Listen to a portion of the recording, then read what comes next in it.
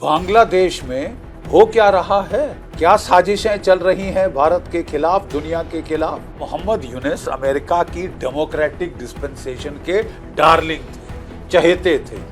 Nobel peace prize इनको दिया गया था। $1 मिलियन के करीब इसने जो है हिलरी क्लिंटन के कैंपेन फंड में दिए कि मोहतरमा आप हराइए, आप हरा दें इस डोनाल्ड ट्रंप को। डोनाल्ड ट्रंप जीत गए। CIA ने इनकी ISI के साथ साठगांठ करके, जमायत इस्लामी को रिक्रूट करके एक अरब स्प्रिंग, एक street revolution, coloured revolution Bangladesh में करी थी। Street revolution. नहीं तो ये दरिंदे उस बेचारी औरत का क्या हाल करते जो उसके खानदान से भी ज्यादा बुरी, जो खानदान के साथ किया था 1975 में, उससे ज्यादा बुरा हाल बेचारी का होता। दरिंदे कुत्तों की तरह पड़ जाते मांस नोचने के लिए। ये बांग्लादेश को जिहादिस्तान बनाने आए, ये बांग्लादेश को दोबारा ईस्ट पाकिस्तान बनाने आए। घर जाके लूटो, साड़ियां ब्लाउज उठा लो, टेलीविजन उठा लो, फ्रिज उठा लो, चोरी कर लो, लूटपाट मचाओ, होम मिनिस्टर का घर जलाओ, अपना फॉरेन मिनिस्टर को पकड़ लो जब वो जा रहा है एयरपोर्ट पे, चीफ जस्टिस को बोलो कि तू कल से नहीं आएगा। जहाँ तक बांग्लादेश का सवाल है, डोनाल्ड ट्रंप साहब ने कह दिया कि मैं ये मोदी जी पे छोड़ता हूं क्योंकि वो बांग्लादेश को मेरे से ज्यादा अच्छा जानते हैं। बात बिल्कुल सही है साहब। बांग्लादेश में हो क्या रहा है? क्या पक रहा है वहां? क्या साजिशें चल रही हैं भारत के खिलाफ, दुनिया के खिलाफ? ये देश तो बिल्कुल केओस में चला गया है। अफसोस की बात यह है कि कुछ लोग सत्य का सामना नहीं करना चाहते, हिम्मत नहीं है उनमें। मोहम्मद यूनुस साहब को राइटिंग ऑन द वॉल समझ नहीं आ रही। ये मोहम्मद यूनुस अमेरिका की डेमोक्रेटिक डिस्पेंसेशन के डार्लिंग थे, चहेते थे। नोबेल पीस प्राइज इनको दिया गया था क्योंकि इन्होंने ग्रामीण बैंक खोली थी बांग्लादेश में, मछुआरों को और फार्मर्स को माइक्रो लोन देने के लिए, जुलाहों को, हथकरघे वालों को, बेचारों को माइक्रो फाइनेंसिंग करने के लिए। इन्हीं मोहम्मद यूनुस ने जब अमेरिका में इलेक्शन हुई और Hillary Clinton, madam Hillary Clinton लड़ रही थी डोनाल्ड ट्रंप के बरखिलाफ, तो इसने ग्रामीण बैंक से कोई तकरीबन $1 मिलियन, कोई कहते हैं $6.5 लाख, बट $1 मिलियन के करीब इसने जो है हिलरी क्लिंटन के कैंपेन फंड में दिए कि मोहतरमा आप हराइए, आप हरा दें इस डोनाल्ड ट्रंप को। डोनाल्ड ट्रंप जीत गए और मोहम्मद यूनुस साहब भूल गए कि डोनाल्ड ट्रंप की यादाश्त बड़ी अच्छी। फिर हम जानते हैं क्या हुआ, डोनाल्ड ट्रंप वापस आ गए। जो बाइडेन की सरकार, जिसने आपको पैराशूट किया था यहां ढाका के अंदर, वो गई। It is history. इस सरकार ने, CIA ने इनकी ISI के साथ साठगांठ करके, जमायत इस्लामी को रिक्रूट करके एक अरब स्प्रिंग, एक street revolution, coloured revolution Bangladesh में करी थी। Street revolution. ठीक है साहब। Street revolution is not a democratic upsurge, it is not an election.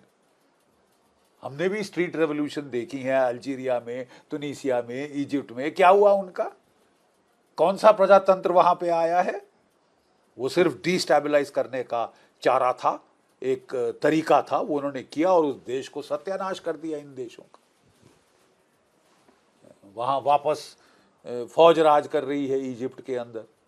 तो कहने का मतलब ये कि इन्होंने ये स्ट्रीट रेवोल्यूशन कराई और जब इतनी अगजनी फैल गई, मार काट फैल गई, इतना केओस, एनार्की हो गई कि हसीना वाजिद को वहां से भागना पड़ा। She had to and she was taken out just in the nick of time.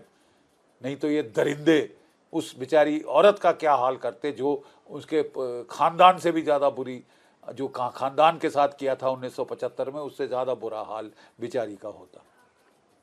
दरिंदे कुत्तों की तरह पड़ जाते मांस नोचने के लिए। तो साहब ये खैर बहरहाल स्ट्रीट रेवोल्यूशन के ये कंधों पे चढ़ के जो है अपने मोहम्मद यूनुस साहब को पैराशूट किया गया, वॉशिंगटन से सीधा उड़े और जाके ढाका में लैंड किया, कॉन्करिंग हीरो। मैं अब राजगद्दी संभालूंगा बांग्लादेश की। ठीक है साहब, मैं अब राजगद्दी संभालूंगा बांग्लादेश की। अफसोस कि वो राजगद्दी तो क्या संभालते, लोगों ने सोचा था कि कम से कम पढ़ा लिखा आदमी है, एजुकेटेड आदमी है, इकोनॉमिस्ट है, कुछ तो भला करेगा बांग्लादेश का। लेकिन साहब ये तो बांग्लादेश में कुछ और ही मकसद से आए थे।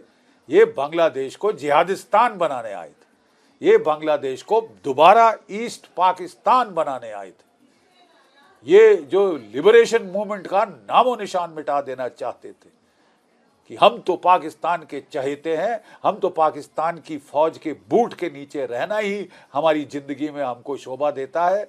हम जो है जिहादी केओस और एनार्की हमें चाहिए। किसको इकोनॉमिक वेलफेयर चाहिए, किसको इकोनॉमिक बढ़ोतरी चाहिए, प्रॉस्पेरिटी चाहिए। और ये कहकर उन्होंने वहाँ ये स्ट्रीट रेवोल्यूशन करी थी आईएसआई की मदद से। वो जो रजाकार थे जिन्होंने 71 के युद्ध में अपने ही देशवासियों को मारा था, औरतें, बंगाली औरतें लाला के पाकिस्तान की फौज के पंजाबियों को सप्लाई करी थी, यानी कि पिम्प्स का काम किया था। वही रजाकार वहां पे वापस उछल उछल के मॉब्स को लीड कर रहे हैं। मर्डर, मेहम, आर्सन, घर जला दो, लूट लो, संपत्ति लूट लो, हिंदू है तो औरतों को रेप करो, घर जला के मार डालो, लोगों को दहशत में डालो, पैसे खसोटो उनसे, और लाशें जो हैं अब पुल से, टांगों से उल्टी टांगे, टेलीफोन के पोल से लाशें टांगे। अराजकता, अगजनी, केओस, वायलेंस अनलीश्ड। पुलिस को इतना सताया कि साहब बांग्लादेश की पुलिस ने बोला साहब माफ करिए, हमने अभी तक सरकार के हुक्म माने थे, लाठीचार्ज किए थे, वाटर कैनन इस्तेमाल की थी, जहां आदेश आया फायर किया था, अब आप हमारी के ही पीछे पड़ रहे हो, हम वो स्ट्राइक पे चले गए, हमने नहीं करना साहब कुछ, आप संभाल लीजिए। रह गई एक बांग्लादेश की फौज। पहले तो बड़ा मजा आ रहा था साहब, अरे जिसकी मर्जी मारो, घर जाके लूटो, साड़ियाँ ब्लाउज उठा लो, टेलीविजन उठा लो, फ्रिज उठा लो, चोरी कर लो, लूटपाट मचाओ, होम मिनिस्टर का घर जलाओ, अपना फॉरेन मिनिस्टर को पकड़ लो जब वो जा रहा है एयरपोर्ट पे, चीफ जस्टिस को बोलो कि तू कल से नहीं आएगा। मजा आता है ना साहब, कितना पावर है साहब, unlimited power to do what you want. लोगों ने सोचा था 2-2.5 महीने चलेगा साहब, खत्म हो जाएगा, उन्माद बैठ जाएगी, स्टीम निकल जाएगी साहब इनकी। नहीं साहब, 6 महीने हो गए, साल हो रहा है अब तकरीबन इनके वो कू के करीब। और अगजनी, अराजकता, एनार्की, केओस, वायलेंस, मेहम, वो खत्म होने का नाम नहीं ले रहा साहब। तंग आकर फिर जो थे अपने मोहम्मद यूनुस साहब को जब लोगों ने बोला साहब केओस तो ठीक करिए, वो ज़्यादातर लोग पढ़े लिखे लोग हैं बेचारे, बांग्लादेश के डिसेंट लोग हैं, मिडिल क्लास के लोग अपनी ज़िंदगी जीना चाहते हैं, बच्चों को पढ़ाना चाहते हैं, अच्छी नौकरी में लगाना चाहते हैं, जॉब्स चाहिए, ये चाहिए, वो चाहिए। ये अराजकता साहब 2-3 महीने के लिए तो बड़ी बढ़िया कि हाँ हाँ हाँ ये कर दिया, वो कर दिया, उखाड़ फेंका, इसको किया, वो किया। अब अंत में साहब आप अपना ही बेवकूफ़ बना रहे हैं। जो देश अच्छा समृद्ध था उसका आपने तमाशा बना दिया है। वो पाकिस्तान की तरह अब ऑलरेडी शुरू हो गया है बेगिंग बोल लेके दुनिया भर के सामने जाने, और मोहम्मद यूनुस साहब तो अब चीन जाने का सोच रहे हैं। उनको बड़ी उम्मीद थी कि अमेरिका ने मेरे को इंस्टॉल किया था, अमेरिका तो माला माल कर देगा साहब। यहाँ जॉर्ज सोरस साहब ने $6 बिलियन लगाए सरकार के तख्ता पलट के लिए, और हमको तो ग्रेवी ट्रेन से आता ही रहेगा साहब पैसा। यूएसएड जो है सब दुनिया जानती है वो क्या क्या हथकंडे कर रही थी, कहाँ कहाँ सरकारें तख्ता पलट करने की कोशिश कर रही थी, भारत में भी कर रही थी। ठीक है साहब, ये तो अब साफ जाहिर हो गया, जग जाहिर है, डोनाल्ड ट्रंप साहब ने पर्दाफाश कर दिया। तो साहब लोगों ने सोचा था कि कुछ आएगी नॉर्मैलिटी, नॉर्मैलिटी तो क्या, इन्होंने साहब पाकिस्तान की आईएसआई के चीफ को बुलाया और बड़ा चोरी छुपे आया साहब। एक उसने शिप लोड भर के हथियारों का भेजा और अपनी तरफ से चावल भी भेजा जो सड़ा हुआ था, जिसमें घुन लगी हुई थी साहब, कि बांग्लादेशी कुत्ते तो यही खाने के लायक है, जो हम जानवरों को नहीं खिलाते वो हम बांग्लादेश के लोगों को खिलाएंगे। हमने फूड एड दी है साहब। अरे अपना हाल देख लो, 2 रोज़ की रोटी पाकिस्तान के फटीचर मुल्क अपने आवाम को नहीं खिला सकता, वो बड़ा चढ़ के आया साहब। एक शिप लोड भेजा चावल का बांग्लादेश को, ठीक है साहब, घुन लगी हुई सड़ा हुआ चावल जो कि वहाँ के सुअर भी ना खाए। ठीक है साहब। और फिर वो आर्म शिपमेंट भेजी कि साहब कि बांग्लादेश को हम चाहते हैं एज अ बेस कि इंडिया के खिलाफ ऑपरेशन शुरू हो, इंसर्जेंसी शुरू हो, टेररिस्ट मूवमेंट शुरू हो, उल्फा के जो कैद किए थे छोड़ दो, ये कर दो, वो कर दो, दोबारा कैंप्स रिवाइव करो और यहाँ से बेस बना के हम बताएंगे साहब कैसे भारत की ऐसी तैसी करनी। साहब भारत के लोग भी परेशान हो गए कि जो माइनॉरिटीज़ का हाल है, हमारे जो बेचारे इस्कॉन के महंत चिन्मय दास को पकड़ लिया, अरेस्ट कर लिया, उनके लिए वकील आया, वकील के साथ मारपीट हुई, उसको बोला खबरदार कोई वकील इसके लिए आया। साहब कोई रूल ऑफ लॉ होता है ना साहब। आप कह रहे हो हमें हसीना वाजेद वापस दो कि हम उसका ट्रायल करेंगे। अगर आपकी कोर्ट्स वाकई में काम कर रही होती, अगर यहाँ केओस एनार्की अगजनी नहीं होता तो शायद भारत कभी सोचता भी कि वापस कर दें, वो इनोसेंट है, उन्होंने कुछ नहीं किया, वो ट्रायल फेस करेंगी, कोर्ट्स में जस्टिस होगा तो वो वापस आ जाएंगी, उनको बरी कर दिया जाए। यहाँ तो साहब कांगरू कोर्ट्स हैं, क्या कोर्ट, कुत्ते नोच नोच के खाने के लिए वो सड़कों में छोड़ना था उन्होंने। नेचुरली हम बिल्कुल नहीं ऐसा अलाउ करेंगे, no bloody question. Humanitarian grounds पे ये नहीं अलाउ किया जा सकता। ये तो पागल मुल्क हो गया है, पागल कुत्तों के जैसे हर किसी को काट रहे हैं, दुनिया भर में जिहाद फैलाना चाहते हैं, जमातुल मुजाहिदीन वगैरह जैसे सारे ये केओस क्रिएटर कार्टून नेटवर्क ये यहाँ पे ये खड़े कर रहे हैं, दोबारा जिंदा किए हैं, जिला रहे हैं, ब्रिज हेड फॉर जिहाद बनना चाहते हैं। इकोनॉमी जाए भाड़ में, किसको अच्छी इकोनॉमी चाहिए, किसको अच्छा इकोनॉमिक प्रोग्रेस चाहिए, हमें तो जिहाद चाहिए साहब, उन्माद चाहिए साहब, गदर करना है, मार काट करनी है। तो ये इन लोगों ने ये हालत वहां पे कर दी है। अब जब लोगों ने देखा कि पाकिस्तान ने जो देखा कि बांग्लादेश की फौज अब लास्ट एक Bastian of law and order रह गई। सितंबर में जैसे मैंने बताया कि बांग्लादेश की फौज को मैजिस्टीरियल पावर्स दे दी गई थी कि साहब पुलिस तो ठप हो गई है, कबाड़ हो गया है पुलिस का, कुछ नहीं कर रही, वो तो हुक्म मानने से मना कर दिया साहब, स्ट्राइक पे चले गए। तो कौन संभालेगा इस देश को, कौन लॉ एंड ऑर्डर लाएगा गलियों पे, सड़कों पे? अगजनी फैलनी, सारे एंटी सोशल एलिमेंट्स को फ्री फॉर ऑल, लूटो, रेप करो, काटो, कत्लो गारत करो, जला दो, घर जला दो, अगजनी करो, मंदिर तोड़ दो, गिरजाघर तोड़ दो, बुद्धिस्ट मॉन्क्स पे अटैक करो, और चिन्मय वो इस्कॉन मिशन के बेचारे जो हैं मंत साहब चिन्मय दास को आप जाके अरेस्ट कर दो। फिर बोलो कोई लॉयर नहीं खड़ा होगा इसके लिए, कोई वकील नहीं खड़ा होगा। तो साहब अब ऐसा समय आ गया है कि दुनिया भर को कहना पड़ रहा है साहब ये इस तरह का क्या कहते हैं total mockery of law and order बर्दाश्त नहीं किया जा सकता। माइनॉरिटीज़ को प्रोटेक्ट करना है। 22% आबादी बांग्लादेश की हिंदू होती थी, 7.2% रह गई है। सब जानते हैं क्या जेनोसाइड हुआ है, क्या एथनिक क्लेंजिंग हुई है।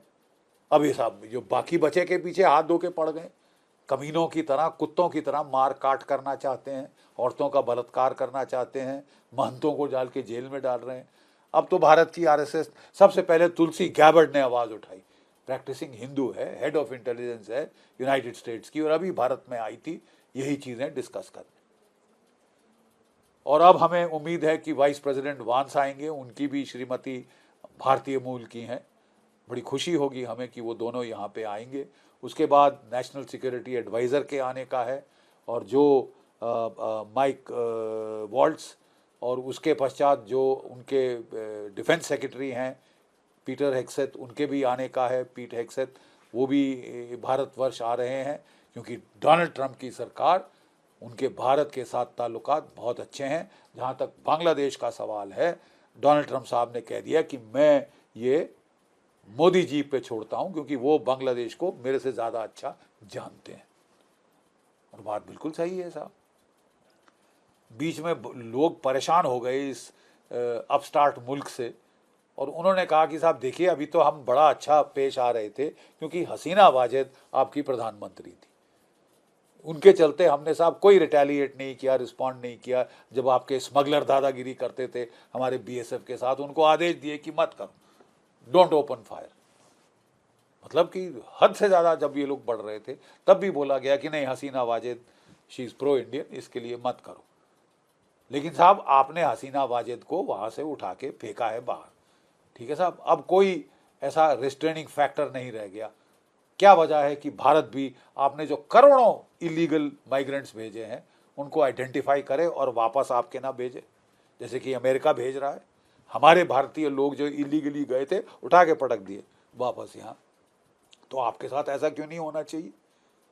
हमने क्या ठेका ले रखा है आपके रोहिंग्या यहाँ जम्मू कश्मीर में बसाने का?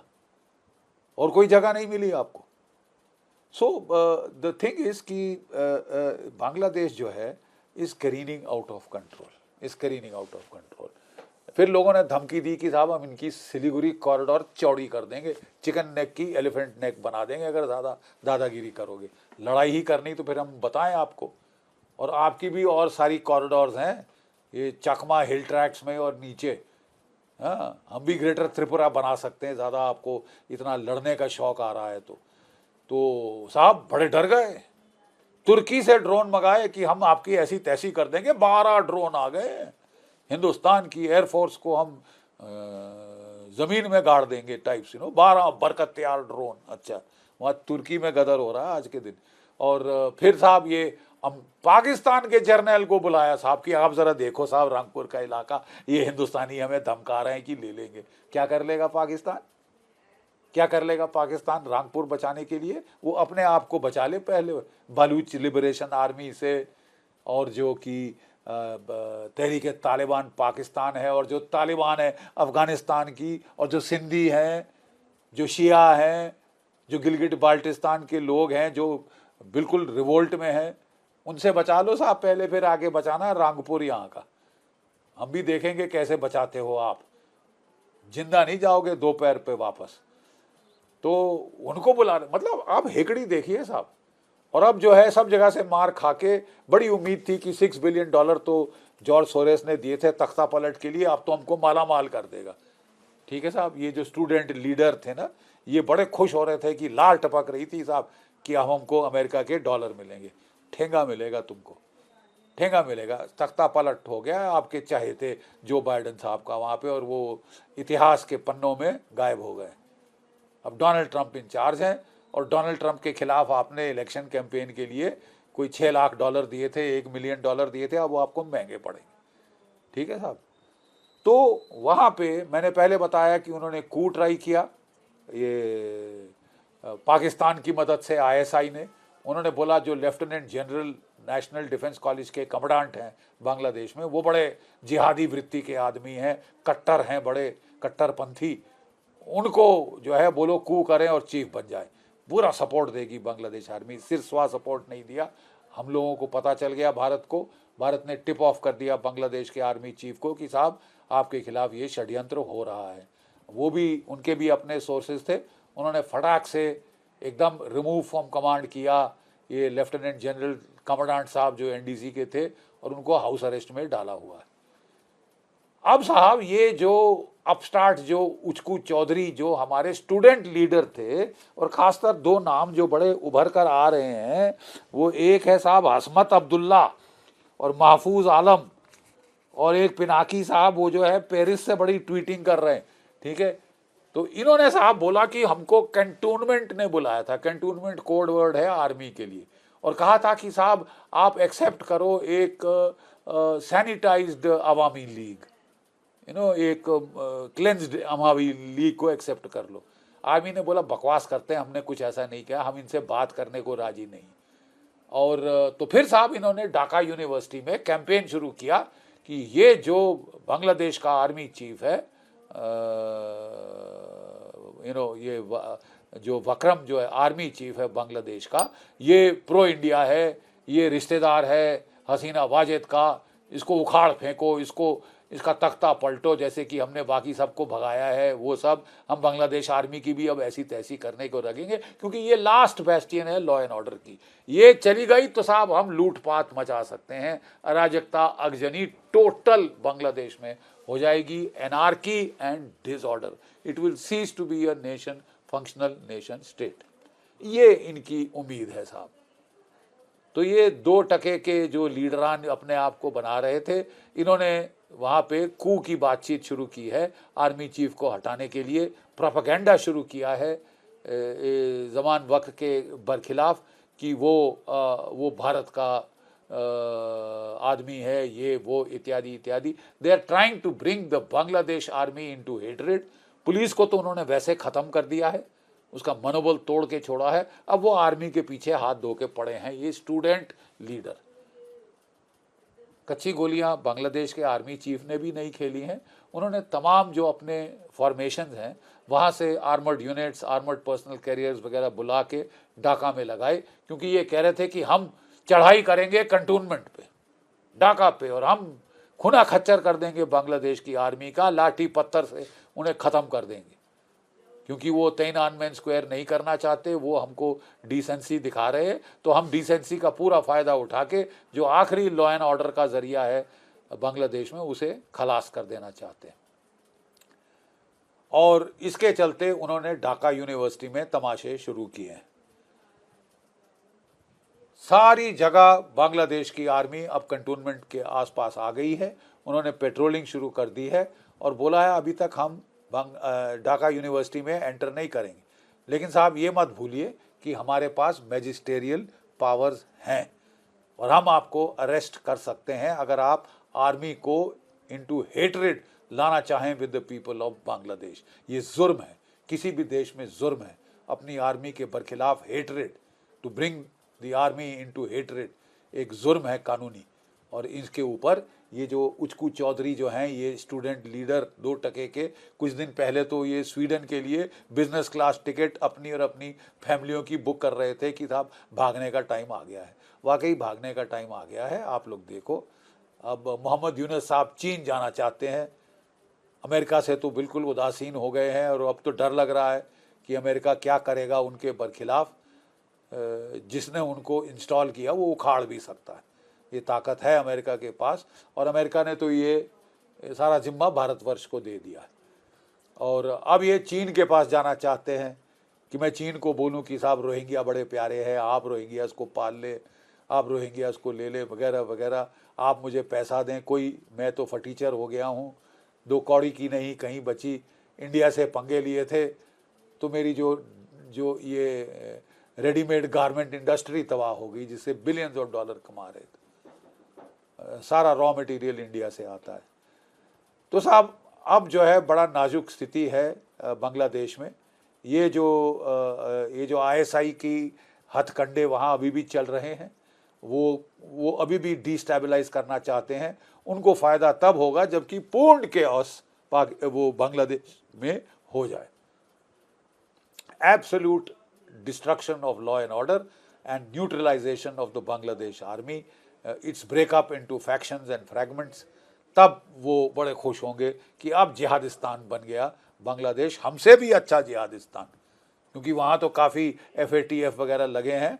ये बांग्लादेश नया है, लोगों को जब तक पता चलेगा बहुत सारा नुकसान भारत का और देशों का, दुनिया का कर डालेंगे ये जो नए ब्रांड जो है हमारे यहाँ जिहादी कुत्तों के। ठीक है, तो ये अब हमको वेट एंड वॉच करना पड़ेगा और सतर्क रहना पड़ेगा। आने वाले दिन जो हैं वो बांग्लादेश के भाग्य के लिए बड़े निर्णायक हो सकते हैं। जय भारत, जय हिंद।